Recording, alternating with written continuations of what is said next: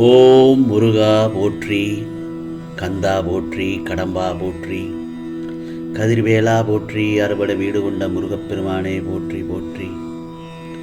என் செல்ல பிள்ளையே, இன்னும் 2 நாளில் 2 நல்ல செய்திகள் உன்னை தேடி வரப்போகிறது. இந்த முருகப்பெருமான் சொல்வதை சற்று 2 நிமிடம் மட்டும் கேள். ஆம், இது என்னுடைய உத்தரவு என் செல்லமே.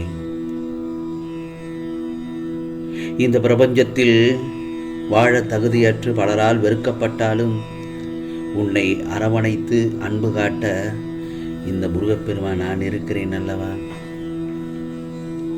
என்னுடைய ஆசீர்வாதம் உனக்கு முழுமையாக கிடைத்து விட்டால் இந்த உலகில் உள்ள அனைத்து கடவுள்களின் ஆசீர்வாதமும் உனக்கு முழுமையாக கிடைத்தது போன்று உணர்வாய்.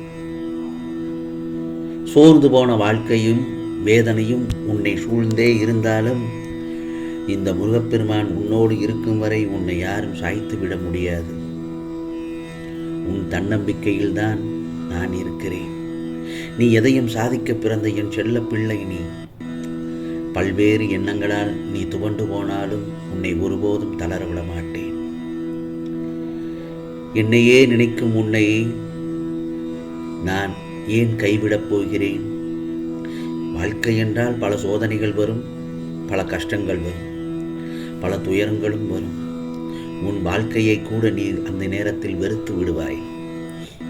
கடைசி நிமிடம் கூட சில அற்புதங்களை நான் நிகழ்த்துவேன் என் செல்லமே.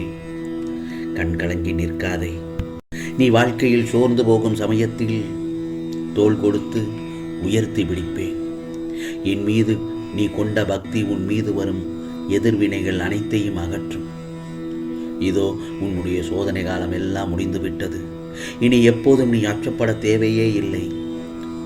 உன் முருகப்பெருமான் நான் அருகில் வந்துவிட்டேன் அல்லவா. உன் வேண்டுதல்கள் அனைத்தும் நிறைவேற்ற நான் வந்துவிட்டேன். உன் வாழ்க்கையில் பயமும் கவலையும் இருந்த இடம் தெரியாமல் மறைந்துவிடும். நான் என்றும் உன்னோடு இருக்கிறேன். வேதனையில் இனி ஒருபோதும் நான் தவிக்க விட மாட்டேன் என் செல்ல பிள்ளையே. நிம்மதியாக இரு என் செல்லமே. உனது வாழ்க்கையில் பிரச்சனைகளை சந்திக்கும் போது உன் அறிவில் ஒரு தெளிவு இருக்க வேண்டும். நான் சொல்வதை முதலில் கவனமாக கேள். முதலில் பிரச்சனை என்று நீ சொல்லிக் கொள்வதையே நிறுத்திவிடு. பிரச்சனை என்று சொல்லும் போதே உனக்கான பயமும் கவலையும் உன்னை கட்டாயம் வந்து கவ்விக்கொள்ளும். அந்த இடத்தில் மன அழுத்தம் அதிகமாகும். அந்த பிரச்சனைக்கு முடிவு எடுக்க முடியாமல் உன் மனம் திண்டாடும், நிலை தடுமாறும். அப்படியானால் இந்த பிரச்சனையிலிருந்து எப்படி விடுபடுவது? முருகா, வழியே இல்லையா என்று என்னிடம் கேட்கிறாய். நிச்சயமாக உண்டு. எப்படி? முதலில் பிரச்சனை என்றே சொல்ல வேண்டாம். இது ஒரு சவால் என்று கூர். சவால் என்று சொல்லி பழகு. இது ஒரு சவால் என்று உன் மனதில் எண்ண வேண்டும். முதலில் இது சவால் தானே, சந்தித்து பார்த்து விடலாம், மோதி பார்த்து விடலாம் என நீ நினைக்கும் போதே அந்த இடத்தில் உன்னிடத்தில் ஒரு துணிச்சல் தானாக வந்துவிடும். சொல்லிப்பார். அதிலேயே உனக்கு பாதி வெற்றி கிடைத்தாகிவிட்டது அல்லவா.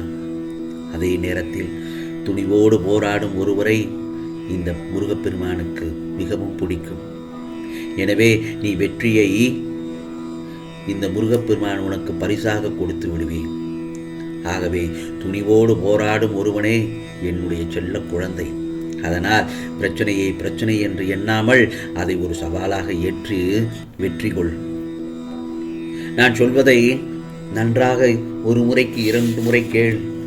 உன் மனம் தெளிவு வரும், உனக்கான துணிவு வரும். ஆகவே எந்த ஒரு இடத்திலும் நீ மனதளவில் தைரியமாக இருக்க கற்றுக்கொள். உனக்கு உதவி தேவைப்படும் போது என்னிடமிருந்து உனக்கு நிச்சயமாக ஏதாவது ஒரு ரூபத்தில் உனக்கு உதவி கிடைக்குமாறு நான் செய்து விடுவேன். அப்படி இருக்கும் பட்சத்தில் என் செல்ல பிள்ளையை எந்த ஒரு சூழ்நிலையிலும் எவரிடமும் கையேந்து விட மாட்டேன். உன் கவலைகள் அனைத்தும் மகிழ்ச்சியாக மாறும் காலம்தான் இது. நீ எதிர்பார்க்காத நேரத்தில் தான் வாழ்க்கையில் பல ஆச்சரியங்கள் கொண்டு வரும். உன் உடல் சார்ந்த பிரச்சனைகள் அனைத்தும் குணமாகிவிடும். கடன் தொல்லைகள் எல்லாம் சரியாகிவிடும். நீ கடந்து வந்த முட்கள் நிறைந்த பாதை முடிவுக்கு வந்து விட்டது. நீ ஆனந்தமாக பூஞ்சோலையில் நடக்கப் போகிறாய். உன் வாழ்க்கை வண்ணமயமாக மாறப்போகிறது. ஆம் செல்லமே, அருமையான எதிர்காலம் உனக்காக காத்திருக்கிறது. என்னுடைய பார்வையில் நீ காக்கப்படுவாய். யாம் இருக்க பயமே. உன் நிலைமையை மாற்றி உன்னை இந்த முருகப்பெருமான் உயர்த்தப் போகிறேன்.